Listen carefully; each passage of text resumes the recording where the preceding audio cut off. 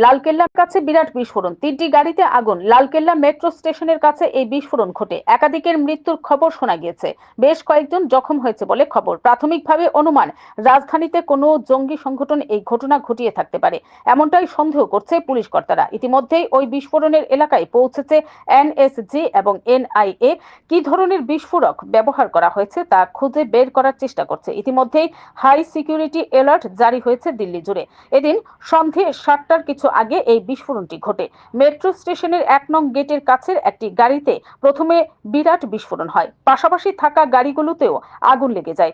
ঘটনাস্থলে পৌঁছেছে 10টি দমকলের ইঞ্জিন। কেন এই বিস্ফোরণটি হলো, নেপথ্যে কারা, ইতিমধ্যেই জোর চর্চা শুরু হয়েছে। এর পেছনে নাশকতার ছক রয়েছে কিনা তা খতিয়ে দেখা হচ্ছে।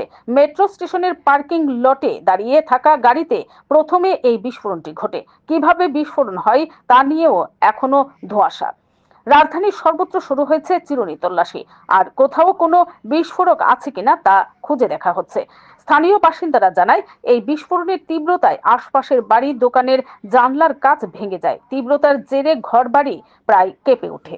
Bureau report, BTV Tripura news.